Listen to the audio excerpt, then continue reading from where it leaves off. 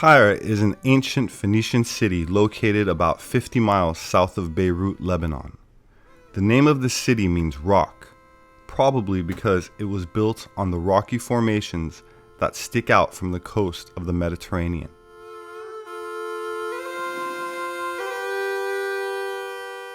It was founded around 2750 BC, according to Herodotus, with its inhabitants expanding out and establishing numerous settlements across the Mediterranean. Phoenicians and Canaanites were called Tyrians, and the city was also the legendary birthplace of Europa, the Phoenician princess after whom the continent Europe was named.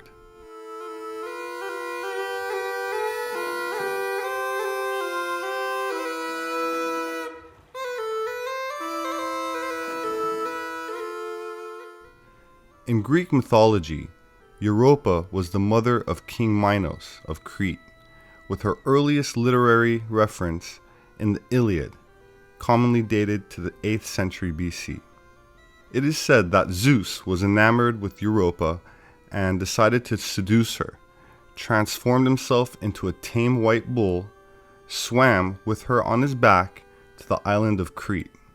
He then revealed his true identity, and Europa became the first queen of Crete. Zeus later recreated the shape of the white bull in the stars, which is now known as the constellation Taurus. DNA analysis has debunked the long-standing theory that the Minoans, who some 5,000 years ago established Europe's first advanced Bronze Age culture, were from Africa. The Minoan civilization arose on the Mediterranean island of Crete in approximately the 27th century BC and flourished for 12 centuries until the 15th century BC. But the culture was lost until British archaeologist Sir Arthur Evans unearthed its remains on Crete in 1900, where he found vestiges of a civilization he believed was formed by refugees from northern Egypt. Modern archaeologists have cast doubt on that version of events, and now DNA tests of Minoan remains suggest that they descended from the ancient farmers who settled the islands thousands of years earlier. These people, it is believed, are from the same stock that came from the east to populate the rest of Europe. When you hear someone say from the east populating Europe and farmers, that means Aryans. You can say Proto-Indo-European, as the term Aryan seems to be politically incorrect. However, who were these legendary Aryans that spread out into Europe from Anatolia? Many scientists agree that what is now a mere meadow in the hills was once the site of some urbanized capital city, the heart of an ancient civilization estimated to be as old as the Egyptian pyramids. People moved to the area, building thick walls, mysterious towns, and solar observatories. Its tall walls and towers were destroyed a long time ago, and the town was ruined by fires, floods, winds, and time itself. Guys, look here. It's a pot. And it's a cross at the bottom. Archaeologists have since uncovered casting molds, blacksmith tools, and intricate works of bronze and ceramic. Archaeological digs have shown that the ancient town was inhabited by the forebears of the Aryan race. Those ancient Aryans were credited with everything on Earth. They were even said to have discovered metals. Today, only the contours of the town remain, but Dr. Gennady Zdanoevich has no difficulty finding his bearings. The entrance from the north is more or less identifiable. Entrances from the south and from the east were less obvious, but they were secret entrances leading to underground labyrinths. I'm making a new documentary about the Aryan civilization, trying to find out whether they existed or not, where their homeland was, what kind of language they spoke. We were trying to find, as I said, the root of the Aryan culture. There are some incredible new excavations there, Bronze Age excavations. What's particularly fascinating about them is that these cities are covered with swastika imagery. So rather than just looking at them as an archaeologist, you have to think, what is the political implication of these places?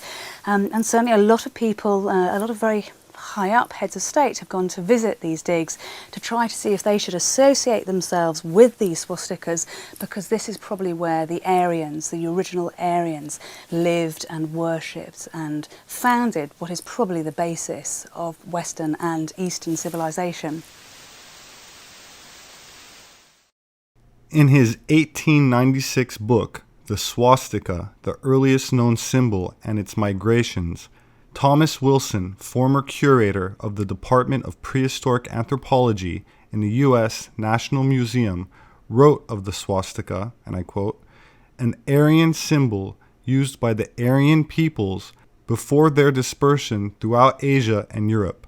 This might serve as an explanation how, as a sacred symbol, the swastika might have been carried to the different peoples in which we now find it, by the splitting up of the Aryan peoples and their migrations and establishment in the various parts of Europe."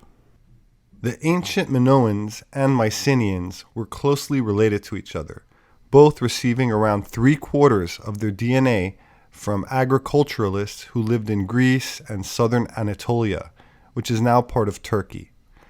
Although the two cultures spoke and wrote in different languages, they looked very similar, primarily with brown eyes and dark hair, as depicted in many of their beautiful frescoes. That said, both cultures additionally inherited DNA from people from Eastern Caucasus near modern-day Iran, who were primarily Aryans, the term Aryan etched in cuneiform thousands of years ago, who were tall, blonde, blue-eyed, as can be seen in 4,000-year-old mummies discovered in Asia near massive pyramids, which the Chinese government incidentally tries very hard to hide by planting trees on them. So while the majority of the population had relatively darker features, the ruling class, the nobility, and in some cases they were considered gods, were clearly more fair. The Chinese government last few years have released these pictures.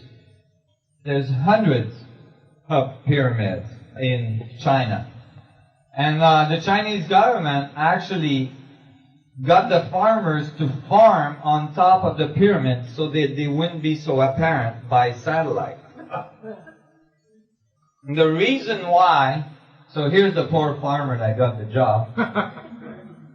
The reason why they were doing that is because they didn't want the Western world to know about these pyramids. Why?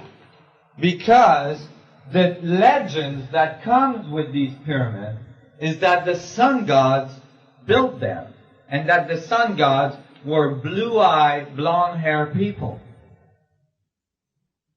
As far as the Chinese government looked at this, blonde-haired, blue-eyed people had to be Europeans. And the last thing they wanted was European people being responsible for some of the most ancient knowledge of the Chinese tradition. So they didn't want those pyramids to be known by the West. They did find the mummies of these blonde-haired, blue-eyed people in the high desert of China. Over 500 mummies were found. All very tall, absolutely not Asian people.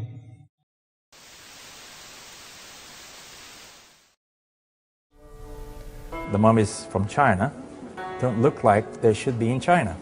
They look like they should be in Denmark or Ireland or northern Germany, because they look like people from over there. DNA steps up to the plate, and they can tell us where they came from. Well before the opening of the Silk Road, which is dated to 138 BC, these mummies date back, some of them, to 2000 BC. The female mummies were mostly of local origin. However, there's another type of testing, the Y chromosome testing, which is the male line.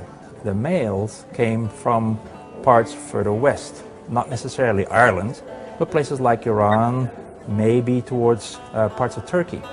The mom's side and the grandmother's side is from the Tarim basin, And the fathers and the grandfathers' side were moving in with their sheep, with their herds, slowly but surely, and having families.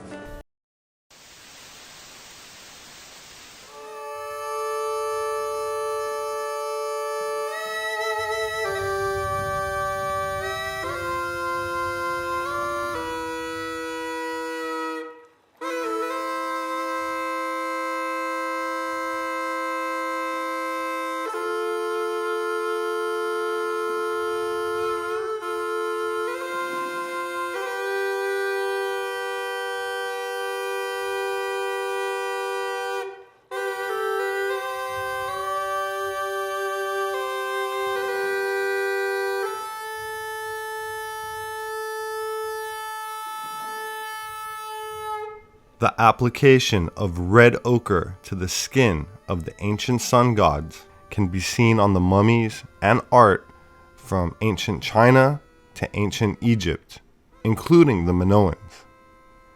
That said, we also find this custom among the remains of the Cro-Magnon inhabitants of the Pleistocene, or Ice Age, who incidentally used the exact same astrological sign for the constellation of Taurus, the bull, tens of thousands of years ago in the Basque Pyrenees Mountains between Spain and France.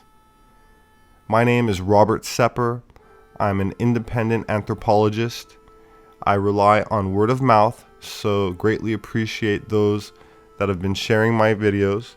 Thank you for subscribing if you have not already, and hit the notification bell to receive a notification when the next video is uploaded.